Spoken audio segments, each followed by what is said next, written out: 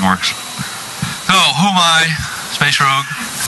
I was a member of Loft Heavy Industries, which was right here in Boston, so it's good to be back in town. Created the Whack Mac Archives, one of the, or probably the only, or the first collection of Macintosh hacking utilities on the internet. Testified to Congress, Weak Computer Security and Government. And actually, that's Stefan there on the side there. He's here in the audience somewhere. Edited the editor-in-chief of the Hacker News Network, both 10 years ago when it was a website and more recently when it was a video podcast. Currently, I work as the Threat Intelligence Manager at Trustwave Spider Labs, which is why I now use the name C. Thomas. Can't really work for Trustwave and go as Space Rogue, unfortunately. So now I use both. I've also been to DEF CON, Source, and Hope, spoke at all of those, and I've been on MTV, ABC News, CNN, etc., etc., etc. So I've been looking at and in the media for a while, and this is sort of what brought this talk together. I read a lot of news stories, watch a lot of news stories, and I see a lot of patterns develop, and I don't really like those patterns. So today we're going to talk about what media hype is. We're going to go over some different examples, some of which you've probably heard of, some of which you hopefully haven't. We'll try to figure out how to identify the hype, and then how to be a part of the reality. All right. So, before we get started, we have to define media hype. Communication that reach or influence people widely. And then if you look at the hype definition, to intensify by ingenious or questionable claims or methods. That fits this talk perfectly, because that even the second definition, create interest by flamboyant or dramatic methods. So we're going to be looking at the hype as it applies to media. So I'm going to give several examples throughout the talk. The examples are not presented in any sort of order. They're kind of chronological, but not exactly.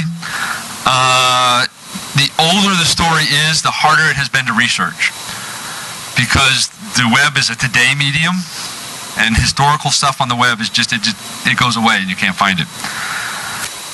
Hype happens every single day. These are just the examples that are really the biggest and egregious examples that I could find, and the examples that I could actually find the reality to go with them. A lot of times you find the hype, but you can't find the reality because it never comes out, or it disappears. Because I will apologize to Steve in advance, and anybody else in the audience who is a journalist or a reporter. I'm going to rag on your industry quite a lot, and I know some of you are good, a lot of you bad, unfortunately. I'm not covering hype on theoretical attacks. You've all heard hype on printers catching fire, jackpotting ATMs, attacking cars as they drive down the street through their wireless networks. That's a whole different kind of hype, and I'm not going to cover that today. So yeah. So we're going to get into the first story, the first hype news item. It's Kevin Mitnick. Is he here? No. I can talk about him. The story is that he supposedly broke into NORAD and could launch nuclear missiles.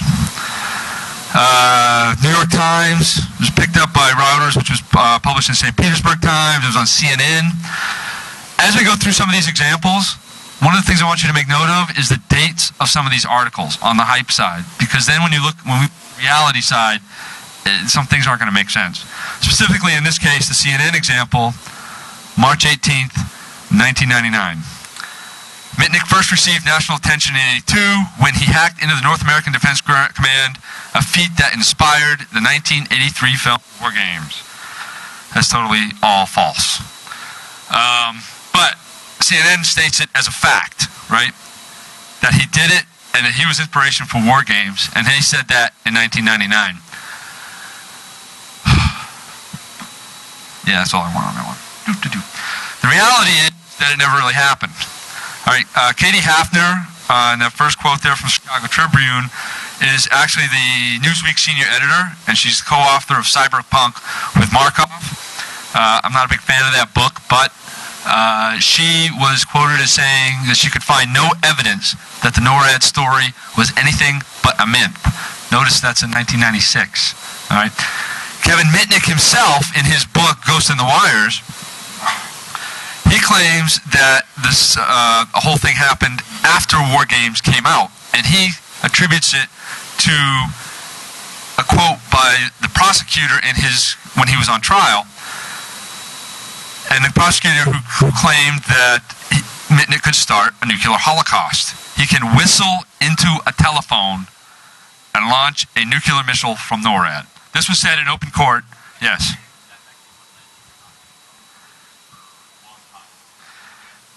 If you ever read his book, he's got a great story about how he tricked the guard using the phone and getting a lot.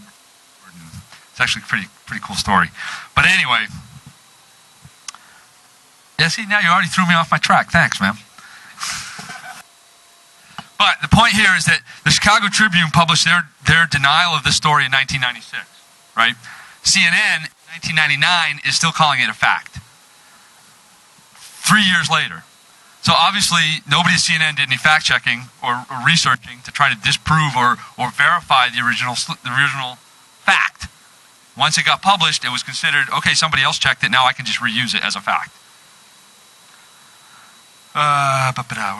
Satellite health. This is one of my favoriter ones. Favoriter. That's a good word. I like that word. Spaceronics lives. This story was first reported in a newspaper called the Sunday Business, which is now out of business. I think it was bought by Financial Times at some point. It was in the UK. And so on Sunday, they published a story of a satellite that got held by ransom by hackers, and it was picked up by Reuters and ran on Monday. Hackers seized Britain's military satellite. Britain's military satellite held by hackers. Crackers reportedly take Britain Mill satellite. Made a lot of news that Monday. And this is the actual article, the whole thing. This is the whole article. Now, you may not be able to read it, but I'll pick out some choice quotes for you. Quoting security sources, they altered the course of one of the Britain satellites. The sources said one intelligence source, one security source said. This is a prime example of what you see in a hyped article. There's nowhere here that anybody else can go back and verify this story at all. There's nobody you can call. There's no way you can tell what happened. It's all these anonymous sources. And there's an outrageous claim that they altered the course of the satellite. And this was in 1999, a long time ago. The reality was, of course, that it never happened.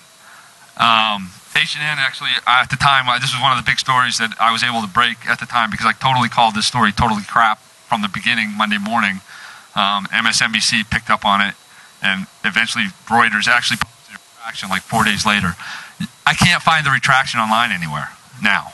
I can find the original story. It still exists. The retraction doesn't exist anymore. Except for this one link, which is actually an archive of a mailing list that you really have to Google to hard to find if you know what you're looking for. All right. Where am I?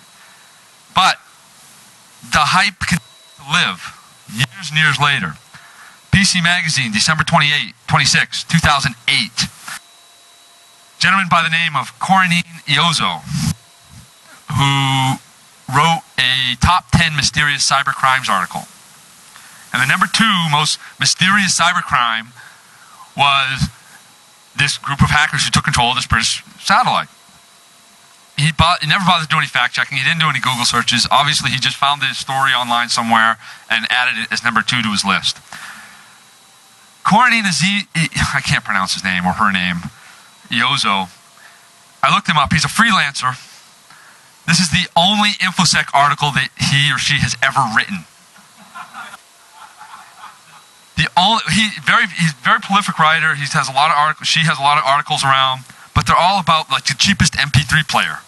It's the only thing he writes about. You know, the best printer deals. And then out of the blue, he writes this top 10 most mysterious cybercrime article, and PC Mag picks it up. I sent the editor a nasty gram, but they never really changed the article. It's still up there. You can go read it if you like. Yeah. How are we doing? I talk way too fast, and so I'm trying to stretch these slides out. Stacy's going to get mad at me. Next example. Al-Qaeda uses steganography. This, I don't know what to say about this story. basically, it somehow steganography is an old technology. It goes back to ancient Greece. It's basically the art of hiding messages inside pictures or other media. So the theory was that Al-Qaeda was using the internet, and Usenet specifically, to put secret terrorist messages into pictures and then using the internet to transmit those pictures. Wired called Bin Laden a steganography master. Cryptogram picked it up, terrorists and steganography. And again, you've got to look at the dates here, right? USA Today's in 2001, Wired's in 2001, Cryptogram picked it up in September of 2001. All right? The reality is that in August of 2001, there was actually a report, and I want to say these guys' names, Niels Provost and Peter Honeyman, detecting stenographic content on the internet. They downloaded 2 million images and scanned them all for steganography, found absolutely nothing. The reality was only published in one spot that I could find, other than the actual paper. The New Scientist picked this up, and massive search reveals no secret codes of images. So, but if you go back to the hype, right, Cryptogram is publishing this September 30th. This paper comes out in August. Now, I don't want to dig on Bruce or anything, because the guy's a hell of a lot smarter than I am. But it shows that even though the hype has been disproved, it doesn't get as wide a press coverage as the reality. And so Bruce probably never even saw this article. Yeah, again.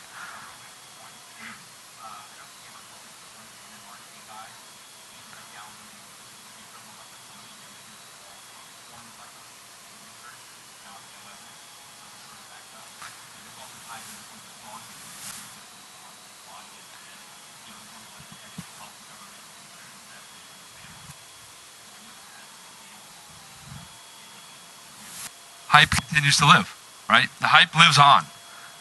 This particular article, if I remember correctly, USA Today quoted, mysterious government sources in the intelligence community, and we'll see that again later. But like I said, it continues to live on. If you don't know, I can't pronounce his stupid name, Fadia. He's InfoSec guy from India, and he's has a multiple pages. Nutrition.org is a charlatan. So. Any other questions on steganography? Somebody else had a hand up. No? Okay. Next example, one of my favorites also, Brazil blackout. Richard Clark, another smart guy who I don't like to dig on too much, but what can I say? We can look forward to the kinds of things happening here that happened to Brazil, where hackers successfully brought down the power.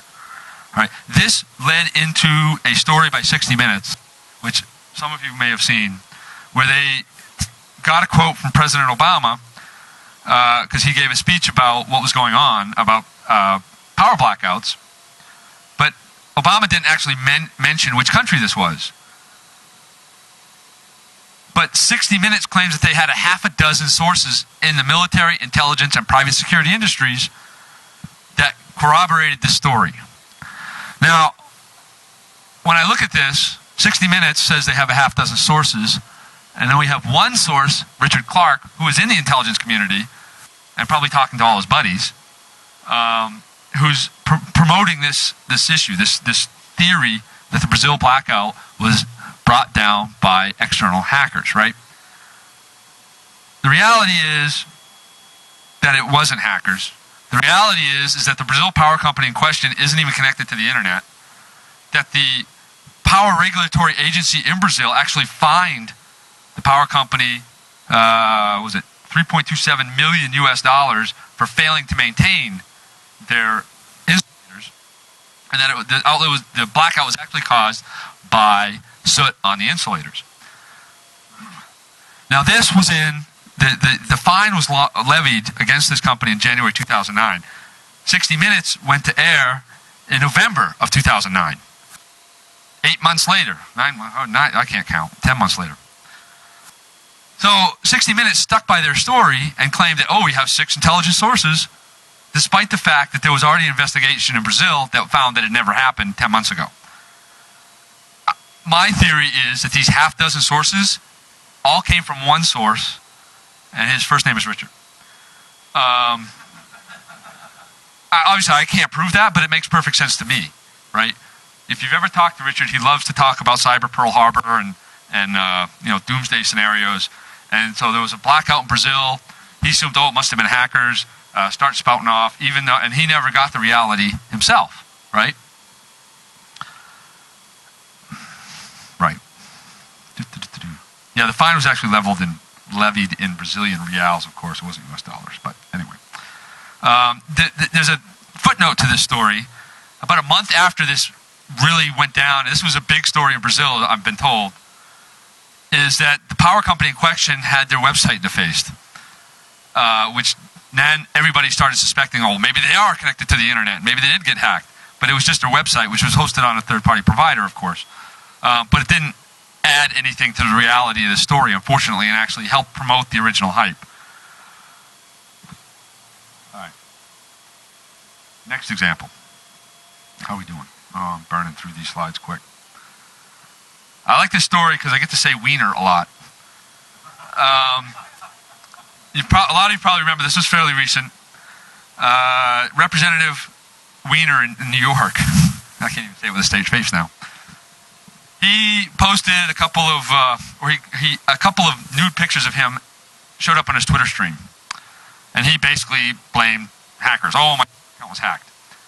I picked this particular version of this Twitter hacker story because it got a lot of press, but there's a lot of other examples of it, and I'll show those in a second. But he goes on to say, basically, as soon as his Twitter account was hacked, the first thing he does, he doesn't call the police, he doesn't call Twitter, no, he hires a lawyer. All right, it doesn't make any sense to me. So the story breaks on May 30th. Lewd photo sent over Representative Wiener's hacked Twitter account. By May 31st, it was Wiener hires lawyer after alleged Twitter hacking. And then by the 31st, so you can see the story change a little bit, right? On the first day, NBC says his account was hacked. By the second day, now the press has started getting it, and they don't believe him, and they're saying it's an alleged hack. But none of these reporters, none of these stories actually called Twitter.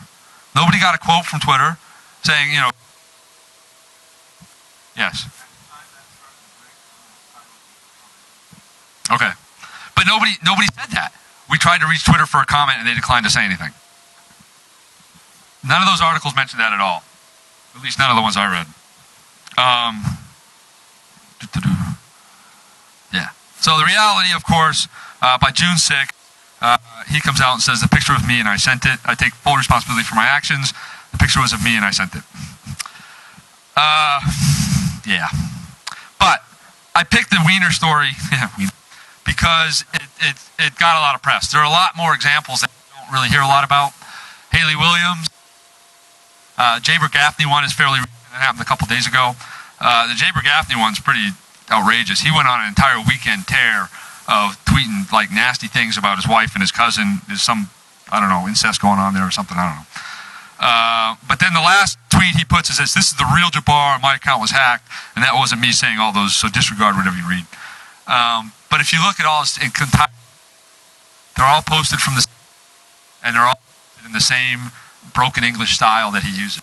So it's either somebody went to a hell of a lot of effort, or, he's making it up. All right, where are we? Satellite hack in 2010. So the satellite hack thing keeps coming up every couple of years.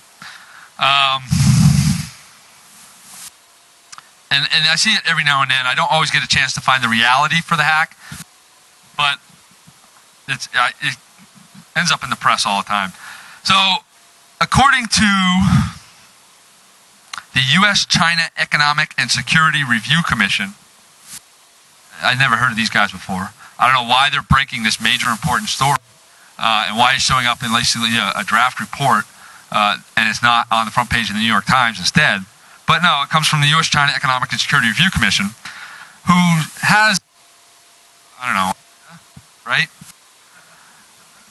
They claim that computer hackers, possibly from China, they don't even know, interfered with 2 U.S. government satellites four times in 2007 and 2008 from a ground station in Norway, according to a congressional commission. They may have used an internet connection at the satellite station in Norway. What does interfered with mean? with a satellite.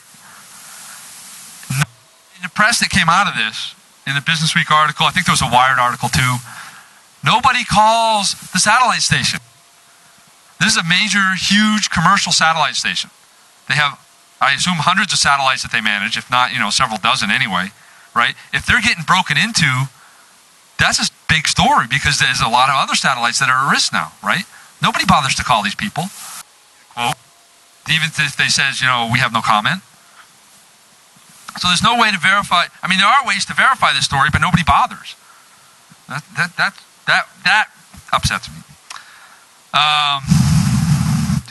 So this was in October 2011. A couple of days later, this made such a big news article that somebody actually had to say something. So NASA claims they experienced 2 suspicious events.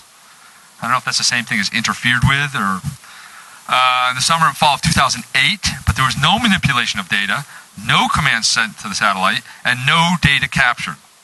So what the hell was suspicious about it? And of course China denies it. I mean, they deny everything, but at least they're saying something, right? And even in the original story, it only says that the attacks have come from China. My theory here is that there may have been an incident at this satellite station that it was probably like random run-of-the-mill malware. And that's your suspicious event. And maybe somebody couldn't log into their machine to check on the satellite, and so that's your interference, right? But according to the China Economic and Review Commission, it was a big suspected hacker attack when it was probably just malware. At least that's my understanding. This is another good one. I know how these. I don't know why I keep getting excited about them. I wrote the damn things. So, a pump fails at an Illinois water facility, and they didn't know what happened, so they called people and they're looking at the logs and they find some IPs from Russia, and they freak out. Oh my God, we got hacked, right? Titles on this story were awesome. Hackers 2.0, this is my best one. Attack a city water station that destroys pump. Krebs on Security picked it up. City intrusion blamed for hardware failure at water utility. Krebs he wrote the story, but if you read between the lines, you can tell he's a little skeptical, which is great. I'm glad he did that. Unfortunately, none of these people tried to figure out where the water company was. The problem is with the source of the story, right?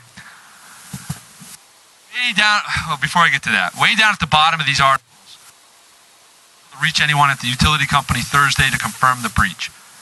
DHS spokesman Peter Booger, at this time, credible corroborated data that indicates a risk to infrastructure entities or a threat to public safety.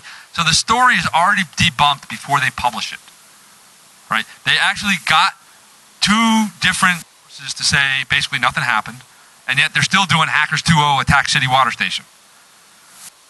I don't understand that. Now, the entire premise of this entire story is based off one security expert. I'll let him remain nameless, although somebody probably knows who he is. He gets an unreleased report from a fusion center. Now, a fusion center is a DHS, Department of Homeland Security, group of different organizations that look at threats to infrastructure. So the fusion center puts out a report, and it's a draft report, and they send it to this guy basically under NDA. I assume there's an NDA involved. And he reads this article about this water pump getting destroyed by hackers, and he freaks out. And he calls every reporter he knows. And so, as soon as I hear this story, I'm like, this is total bullshit. It doesn't make any sense. And I'm talking to Eleanor Mills at Wired, CNET, excuse me. And she's like, well, I know this guy. He's a reliable source. Why are you questioning this story? I'm like, he's not your source, right? Your source is this unreleased report that you haven't even seen. All you have to go on is his say-so. And yet you publish this monster huge story that's already disproved at the bottom of it, and you have this massive title across the top.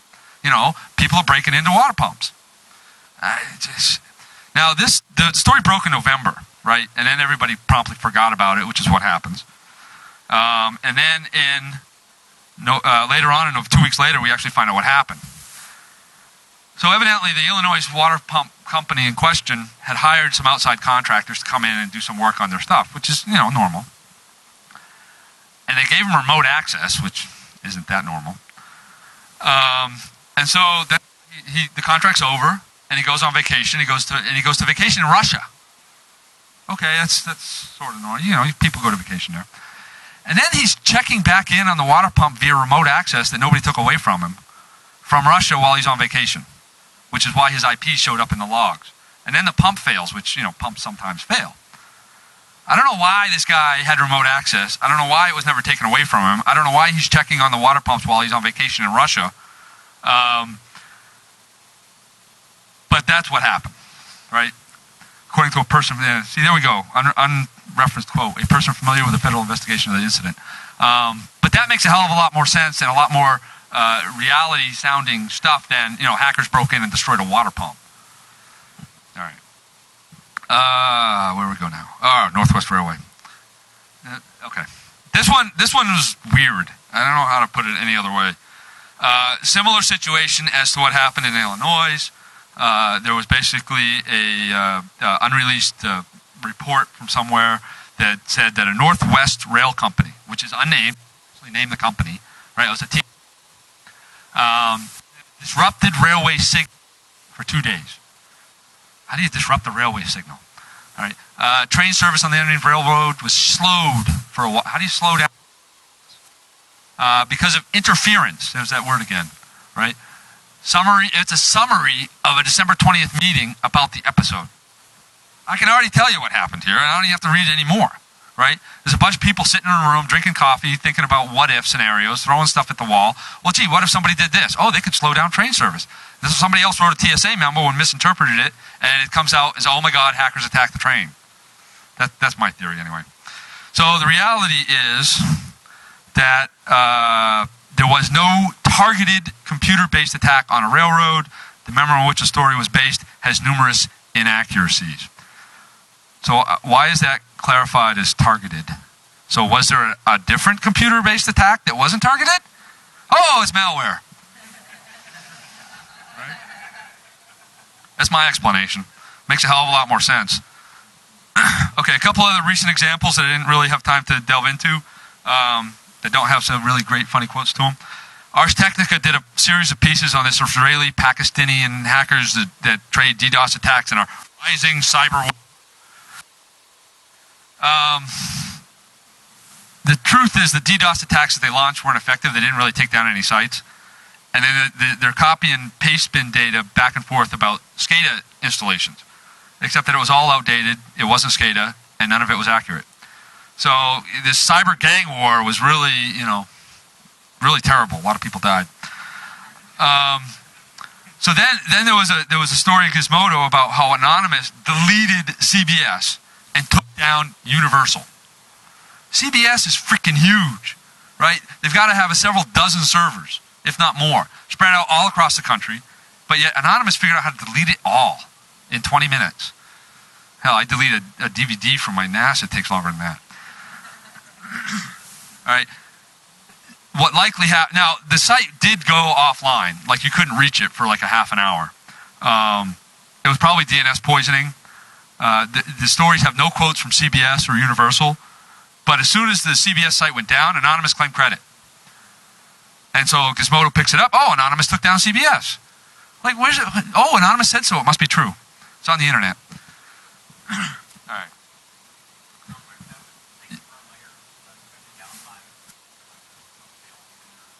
Yeah, but Gizmodo decided to hype it up and say it was anonymous, right?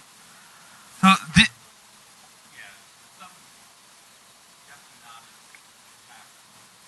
yeah, exactly. So these are all examples that I attribute to laziness or just non-knowledgeable people, not really malicious in intent, except in the case of that original 1999 story that was all made up. But there are other cases that are a little bit more egregious, I think. And those are harder to research than these, because these are all in print. You can actually look them up and do links and stuff. But the Michelle Madigan affair, it happened in real life. Like, it was a real thing. Michelle Madigan was an associate, or is actually still, according to her LinkedIn profile and Wikipedia page, an associate producer for NBC Universal. She's been working there since 2004. And at the time, she was working on with Dateline and NBC. And they told her that they wanted to get a report on hackers. Specifically, the criminal hacker underground. So, of course, if you want to do a story on criminal hacker underground, you go to DEF CON, right? So she went to DEF CON in DEF CON 15 in 2007, but she did not get press credentials. Now, I don't know. I was looking this story up this morning, and there's some ambiguity into what exactly happened at that point. One source says that there was a mole in Dateline, and they called Jeff Moss and said, hey, she's going to be there and do a story. Another source said that she was open with the con organizers and told them she was going to be there and try to do secret filming. And they encouraged her to get press pass, like 4 times, supposedly. She refused to get a press pass. And evidently she had a pinhole camera in her purse and was trying to take shots of the audience, which at DEF CON is verboten. You don't do that. DEF CON is actually very liberal with their press policy, I think, considering the organization and what they're trying to do. And as long as you go up and say you're press, and you can basically talk to anybody you want, you just got to ask them permission first, right? Can I take your picture? Not a big deal. You do that in Pennsylvania, an Amish country, right? But Michelle didn't want to do that. She was there specifically, depending on which report you want to read, to either out an undercover FBI agent or Fed, right? Or get somebody on camera to admit to a crime. That was her goal. And she probably wanted to do it to attack what the hell's the name of that story? The Predator story. To catch a Predator style. Thank you. I had that written down. I don't know why. Anyway. So Jeff Moss and the other DEF weren't happy about her actions. They didn't want her to be secretly recording people. And so asked her several times to get a press pass. She refused. So Jeff gets up on stage and basically changes the spot the Fed game to spot the undercover reporter. She freaks out, jumps up, and runs out of the con, or gets chased out, depending on which story you read. There's video. I saw the video.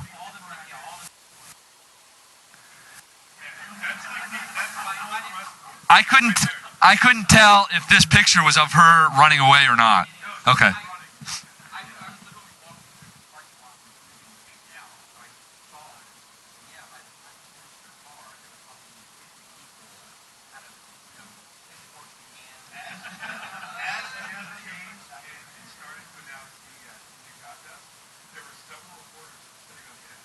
The reporters were all informed ahead of time.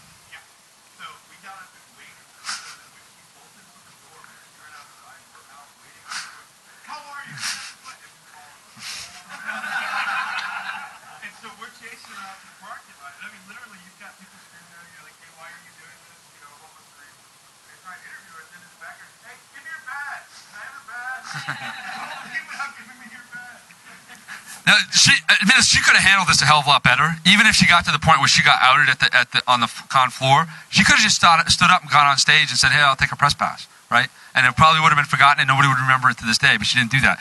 I'm not telling you this story because it's funny that we chased reporters out of DEF CON. It is funny, but that's not why it's in here. I put this story in here because it illustrates a difference between the earlier examples that I gave you and how somebody's actively trying to create hype on purpose. All right? She purposely wanted to get somebody to admit to a crime on secret hidden camera. She purposely wanted to get to out an undercover Fed at DEF CON on a secret hidden camera. I mean, this to me is manufacturing hype. This isn't like, oh, I didn't check my sources and I'm sorry. This is, I did it on purpose. So that's why this is in here. Now, this is, okay, hit the wrong button. This is not actually an isolated case. There are other instances. I know of one reporter who goes to DEF CON every year and he never gets a press pass, ever. But he doesn't have a camcorder hidden in his purse either.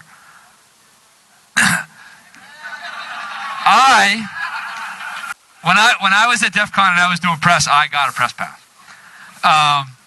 The reporter in question that I know does not get a press pass tells me it's because people won't talk to him. He identifies himself as press. And there was one case, I think it was DEF CON 9 or 10, and I'm sitting in the main conference room with them. This was at Lexus Park, and we were doing the social engineering talk where they had the phone booth, and they brought the phone booth in, and it totally bombed. But they kicked all the press out of the room to do that talk, except him, and because he didn't have a press. We got to stay and watch this crappy talk, which didn't do anything anyway. But there are other cases as well where reporters will go to DEF CON and not get press passes for whatever reasons. So I don't want you to think that this is a one-time thing and it never happened before and won't ever happen again. I think that Jeff was just pissed that she refused to get a press pass and was secretly recording people, which is why she got chased out. Okay, now we've covered a lot of hype. There is some reality out there that actually shows up once in a great while, and I want to point out one particular case of reality. This came out a couple of days ago. It was in the New York Times Sunday Review, and I want to call their names out. I'm not going to be able to pronounce them. Diane Florencio and Cormac Hurley looked at all these estimates that come out about cybercrime and the amount of dollars that are generated by cybercrime. $114 billion consumer losses worldwide. That's more than Facebook paid for Instagram.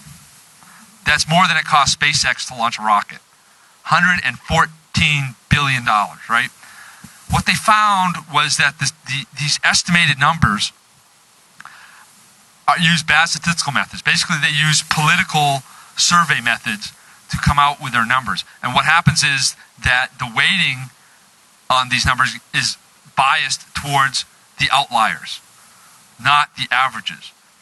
And since they're based on surveys and not facts, the numbers get very weird. That's how you come up with 114 billion. So if you look at this, the credentials, if you're stealing credit cards online and you go to sell those numbers, you're getting like 10 cents per card number, right? Maybe 20 cents if the market's good. Because it's hard to monetize credit card numbers. There are no cybercrime billionaires. Kim.com doesn't count. And I don't think he has $1 billion, right? And he's doing file sharing. But there's $114 billion floating around out there that somebody stole. Where is all this money? I mean, I don't know anybody who has lost even $1 billion. So it makes sense that where's all this money coming from? So I point this out to show that there are occasionally some good press articles out there that people are actually doing some research, right? And you have to keep your eye out for these because they're few and far between. All right. So the reality of hype. There is one small benefit to hype, I think, and that it can raise awareness in certain cases. And that's good, but there's also a lot of bad things about hype. It creates a Chicken Little effect, right? Boy Who Cried Wolf. As we saw, we had 2 stories from DHS on here today. If there's another report comes out of a fusion center that says hackers broke into something, I'm going to be a little suspect. PR flacks use hype all the time, especially at RSA, right? You've all seen the press releases. Politicians use it to sell FUD or pass laws to restrict access to the internet or for whatever their reasons are. They use these $114 billion figures that get hyped up out of nowhere to get their agendas passed. And it makes all of us look bad. It makes the hackers look bad, makes security professionals look bad, makes the reporters look bad. It's not good. So how do you identify hype? Just because the story is everywhere and is published on every single website you see, it doesn't mean it's true, right? Just because it's on the internet, look for in the story if there's no way to verify the story. Wow, I use it up all the time? Okay. So look to see if there's no way to verify the story. Nameless quotes. A security source said, right? If they blame an unknown entity. Oh, China did it, right? It must be hacking into my Twitter account. If the story is vague, has few facts, a lot of sensational claims, hackers control satellites. I see that one every couple of years. Trustwave may not be. Some of the sources that I quoted in here, CNN, Krebs on Security, Richard Clark, these are all trusted, reliable sources, right? But yet they're sort of peddling the hype as well. They get caught up in it. So just because it's on CNN.com doesn't mean it's not hype. Doesn't mean that you have to believe it. So don't be a part of the hype. If you're a security professional or you're law enforcement, vet the people you talk to. Vet your reporters. Don't be talking to Corinne Azizo, who's never written a cybercrime article ever before. Do a Google search for their name and see what they've written. See if you believe what they've written. Then talk to them. Be careful when you're talking to reporters because they will quote you verbatim or they may add a couple words into what you're saying. All right? And so when you're talking to them, it's important to be careful of how you phrase your statements. Be aware that they may be taken out of context. If you're a journalist, basic journalism 101 applies.